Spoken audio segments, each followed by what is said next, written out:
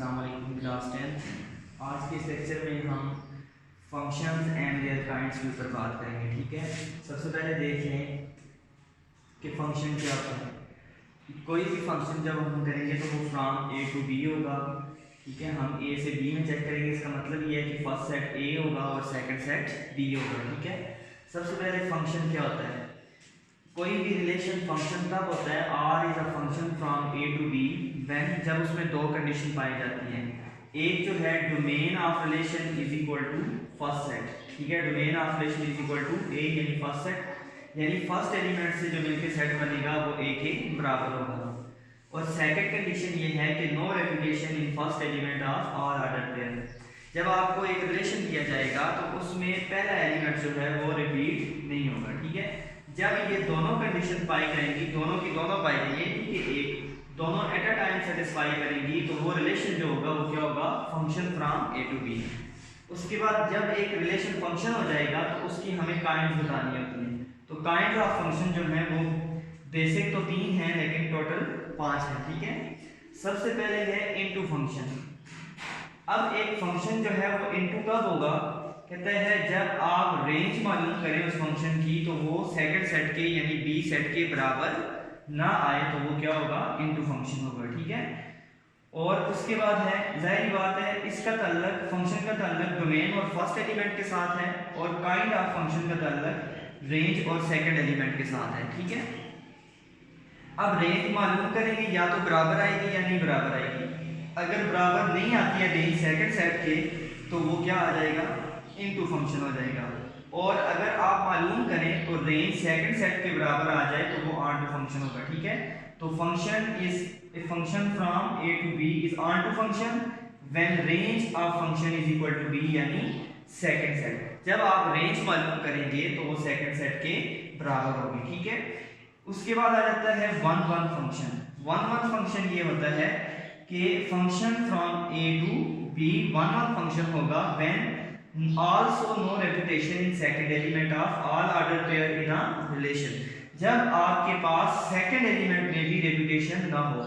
also इसलिए लिखा है कि फर्स्ट में तो होगी नहीं, क्योंकि फंक्शन जब फर्स्ट में रेपिटेशन आ जाएगी तो वो फंक्शन नहीं होगा, और अगर उसके सेकंड एलिमेंट में भी रेपिटेशन ना हो तो वो आपके पास कौन सा फंक्शन होगा, वन वन फंक्शन होगा। ठीक है, अब एक चीज यहाँ पर आप गौर से सुने कि वन वन फंक्शन और वन वन क्रॉसपेंडस का मतलब क्या है। वन वन फंक्शन वो होता है जिसमें no repetition in second element होती है, और वन वन क्रॉसपेंडस का मतलब ये है कि जिसमें हर सेट का एक एलिमेंट जो है वो दूसरे सेट के साथ क्या करे, पेयर बनाए। ठीक है, मैप बनाए तो उसे वन वन क्रॉसपेंडस कहते हैं।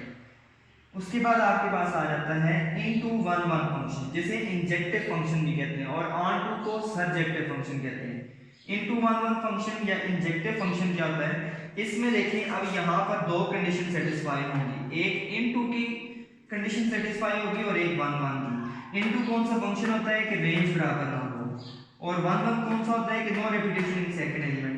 जब ये दोनों कंडीशन एट अ टाइम मौजूद हों तो उसे हम क्या कहते हैं, into one one function. In simple words हम ये कह सकते हैं कि ऐसा फंक्शन जिसमें इनटू और वन वन की दोनों कंडीशंस पाई जाएं वो इनटू वन वन फंक्शन होता है, और वो फंक्शन जिसमें ऑन टू और वन वन की दोनों कंडीशन पाई जाएं वो onto one one function या बाइजेक्टिव फंक्शन होता है।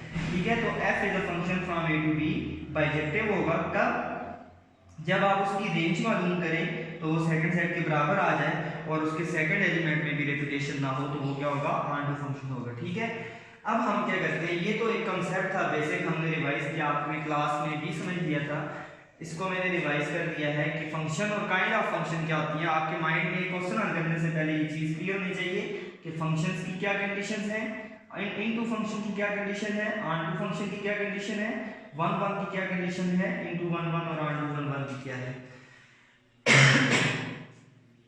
अब मैं सरसरी से आपको बताता हूँ कि फंक्शन की दो कंडीशन होती हैं। एक कंडीशन आपके पास ये होती है कि उसकी डोमेन जो है, रिलेशन की डोमेन फर्स्ट सेट के बराबर आए और फर्स्ट एलिमेंट में रिपीटेशन ना हो तो वो फंक्शन होगा। और इनटू की कंडीशन ये होती है कि रेंज बराबर नहीं होती है सेकंड सेट के फंक्शन की, और ऑन टू की कंडीशन ये होती है कि रेंज जो है वो फंक्शन की सेकंड सेट के बराबर होती है, और वन वन जिसमें सेकंड एलिमेंट में भी रिपीटेशन नहीं होती है। और इनटू वन वन वो होता है जिसमें इनटू और वन वन की कंडीशन पाई जाती है, दोनों की दो कंडीशनें होंगी, और ऑन टू वन वन में भी दो कंडीशनें होंगी, एक ऑन टू की और एक वन वन की। जब ये दोनों सेटिस्फाई करेंगी तो वो onto one one function होगा, ठीक है। अब हम अपनी एक्सरसाइज 5.5 में क्वेश्चन नंबर, इसमें दो तरह के कंसेप्ट हैं, एक तो आपको चेकिंग ऑफ फ्रैक्शन है और एक है रिटन बाय राइट फंक्शन, ठीक है। आपने फंक्शन लिखना कैसे है और फंक्शन अगर कोई रिलेशन दिया हुआ है तो उसको चेक कैसे करना है, ठीक है। पहला और जो दूसरा आपकी एक्सरसाइज का क्वेश्चन है उससे मैंने एक क्वेश्चन लिया है।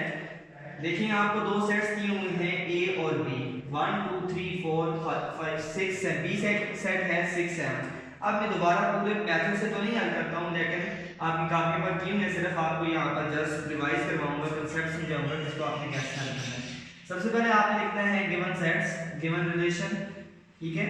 जब आप गिवन सेट्स लिख देंगे, सॉल्यूशन लेकर लिखना है, ये इस क्वेश्चन को मैं सॉल्व कर रहा हूँ।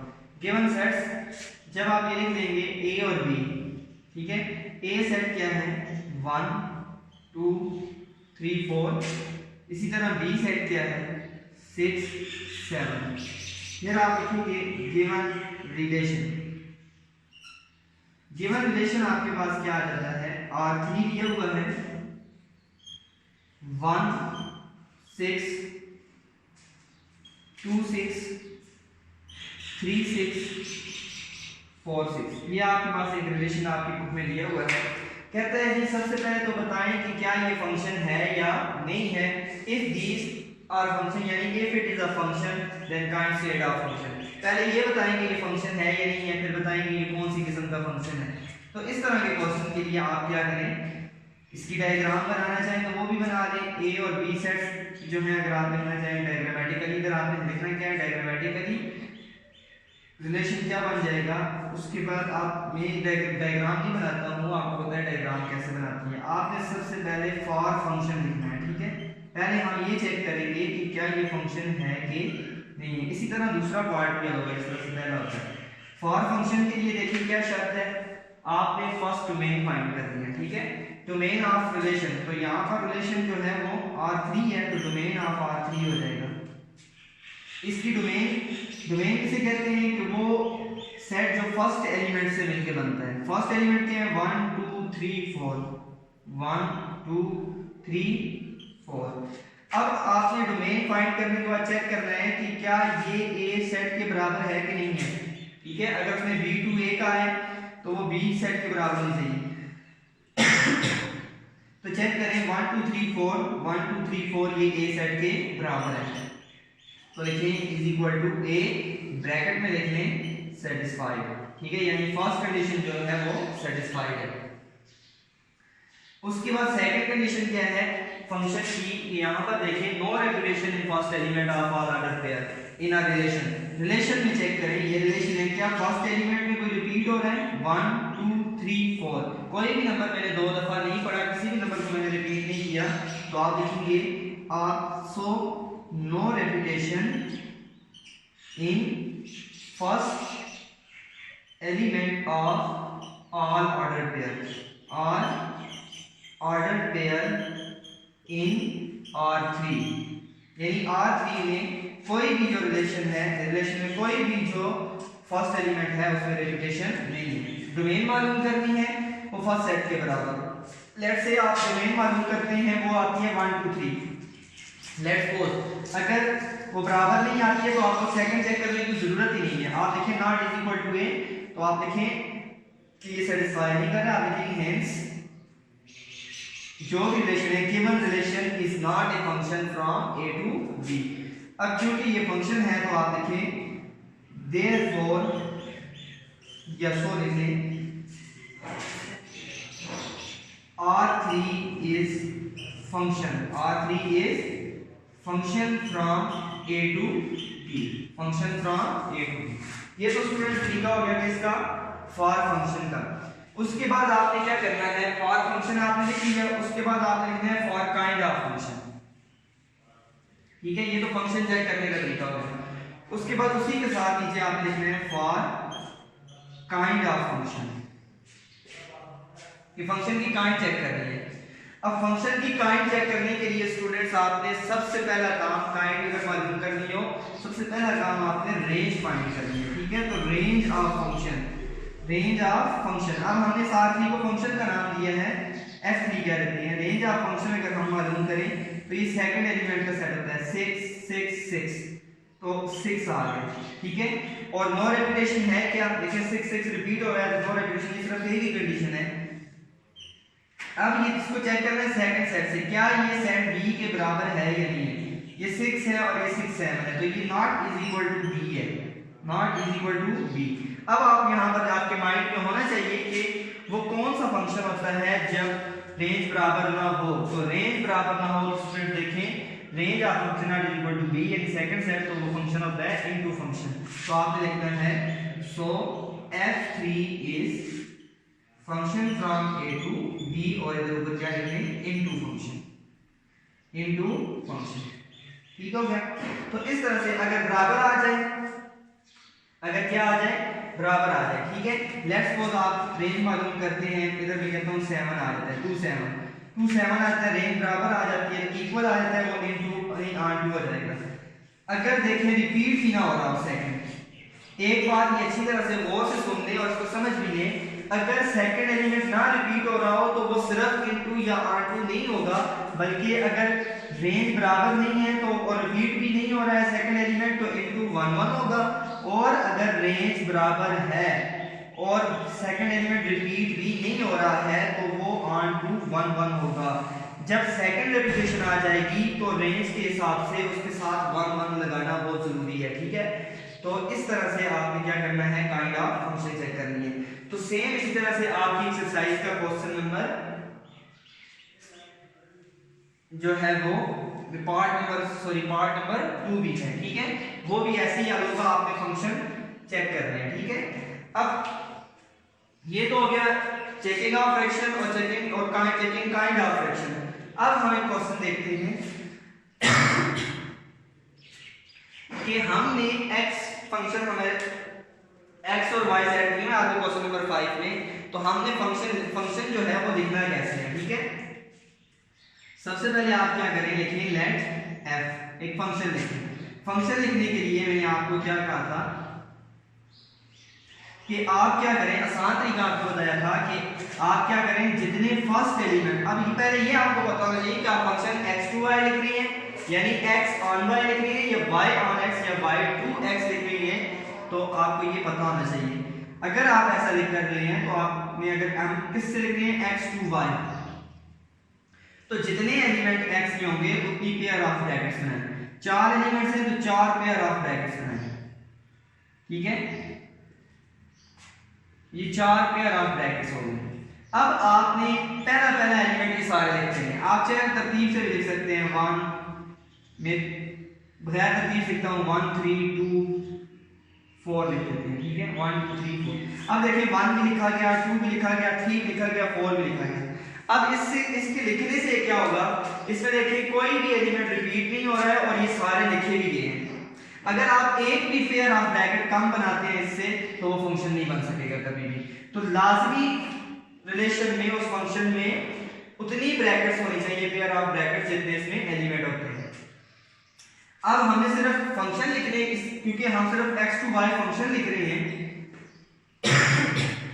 तो हम क्या करेंगे कि सेकंड एलिमेंट अभी हमें काइंड नहीं लिखनी, हमें सिर्फ फंक्शन लिखना है। अगर आपको एक्सरसाइज में क्वेश्चन आ जाए कि आप क्या करें, सिर्फ function from x to y लिखें, तो आपने क्या करना है, जस्ट ये काम करना है, ठीक है। और अगर काइंड ऑफ फंक्शन आ जाए तो हम नेक्स्ट क्वेश्चन में देखेंगे कि उसको किस तरह से लिखना है। सेकंड एलिमेंट जो है इसमें से आप चाहे सारा 5 5 लिखते हैं, नहीं तो 5 6 लिख दिया मैंने, इधर में लिख देता हूं 5 6, ठीक है। तो अब आपने क्या करना है, इसको डायग्राम से भी ज़ाहिर कर दें, ठीक है। अब डायग्राम ये x सेट हो जाएगा और ये y सेट हो जाएगा। x के एलिमेंट क्या हैं, 1 2 3 4, इसके एलिमेंट क्या हैं, 5 6 7 8। अब आपने इसको फंक्शन कहना है। 1 का रिलेशन हमने किसके साथ बनाया है, 5 के साथ, 2 का किसके साथ बनाया है, 6 के साथ, 3 का पेयर किसके साथ है, आगे फिर 2 5 है, 2 का 5 के साथ भी है, और 1 का फिर हमने 4 का किसके साथ है, सॉरी यहां पर 1 3 लिखे हुए, 3 का किसके साथ है, इस तरह से जाइए, 3 का 6 के साथ, देखिए 1 का 5 के साथ, ये 2 का 5 के साथ, ये 3 का 6 के साथ, और 4 का जो है वो भी 6 के साथ है, सॉरी 4 का किसके साथ है, 6 के साथ। तो ये आपके पास क्या है, अब देखिए कि हर एक एलिमेंट से एक तीर एक एरो निकलना चाहिए फंक्शन के लिए, और हर एक एलिमेंट से एक निकलना चाहिए, और किसी एलिमेंट से मिस भी ना हो, तो हर एलिमेंट यूज भी हो रहा हो। तो आप देखेंगे फ्रॉम फिगर यानी डायग्राम से domain of function is equal to क्या आती है, 1 2 3 4 फर्स्ट सेट आ जाती है, 1 2 3 4 which is equal to first set x। तो फर्स्ट कंडीशन होगी, अब देखिए 1 2 3 4 में कोई रिपीट हो रहा है, अगर रिपीट होता तो इनसे 2 एरो निकलते हैं, कोई भी नहीं रिपीट हो रहा तो आप लिखेंगे also no repetition in first element, so f is a function from x to y। So ये फंक्शन लिखने का तरीका है, column sign f column sign और x टू y या y टू x जो भी हो, तो इस तरह से आपने फंक्शन लिखना है, ठीक है। तो ये सारी पैटर्न है इसके क्वेश्चन फंक्शन लिखने के क्वेश्चन का, ये तो हो गया फंक्शन लिखना। अब अगर हमें काइंड ऑफ फंक्शन लिखनी है, ठीक है, चलिए काइंड ऑफ फंक्शन में हम बारी बारी इसको चेक करते हैं, डायग्राम अब मैं नहीं बनाऊंगा, डायग्राम आपने खुद बनानी है, ठीक है। सबसे पहले हमने इनटू फंक्शन लिखना है, तो अगर हमें इनटू फंक्शन लिखना हुआ फॉर इनटू फंक्शन, ठीक है, फॉर इनटू फंक्शन, ये मैं हेडिंग देके आपको बता रहा हूं, फॉर इनटू, अगर आपको इनटू फंक्शन लिखना है तो आपने स्टूडेंट्स पहला काम फंक्शन वाला करना है, ठीक है। फंक्शन का क्या काम होता है कि फंक्शन के लिए आपने पहले फंक्शन तो इनटू के लिए तो सेकंड एलिमेंट है, फंक्शन के लिए फर्स्ट एलिमेंट जो मैंने आपको कंडीशन बताई है कि इसमें जितने एलिमेंट्स होंगे उतनी पेयर ऑफ ब्रैकेट्स बनाएंगे, 4 एलिमेंट्स है तो 4 पेयर ऑफ ब्रैकेट्स बन जाएंगे, ठीक है, 1 2 3 4, और ये सारे लिख दिए, ये तो फंक्शन हो गया अभी तक, क्योंकि फंक्शन होगा तो इनटू फंक्शन होगा, तो पहले फंक्शन की कंडीशन आपने लाजमी लिखनी है। अब इनटू फंक्शन कौन सा होता है आपने माइंड में रखना है, इनटू फंक्शन वो होता है जिसमें रेंज बराबर ना हो, तो जाहिर बात है रेंज का तल्लुक सेकंड सेट के साथ होता है, तो बराबर तब नहीं होगी जब हम इनमें से एटलीस्ट कम से कम एक एलिमेंट को छोड़ देंगे, कम से कम एक एलिमेंट को नहीं लिखेंगे तो वो रेंज बराबर नहीं आएगी। अब स्टूडेंट्स आपने दूसरे एलिमेंट्स जो है वो भी as per condition to into function के लिखना है, इनटू फंक्शन की कंडीशन को माइंड में रखते हुए आपको यहाँ पर सेकंड एलिमेंट को लिखना है, इनटू फंक्शन के लिए एक ना एक एलिमेंट इस y सेट में से सेकंड सेट में से आपने लाजमी छोड़ना है, 2 भी छोड़ सकते हैं लेकिन एक लाजमी छोड़ना है ताकि बराबर रेंज बराबर ना आए। तो मैं जो है वो 6 को छोड़ देता हूं, तो यहाँ पर मैं लिखता हूँ 5 7 8। अब जाहिर बात है जब मैं 6 को छोड़ूंगा तो आपके पास क्या आ जाएगा, 7 को छोड़ूंगा 6 को छोड़ूंगा तो एक कोई एलिमेंट रिपीट हो जाएगा, मैं फिर 5 लिख देता हूं।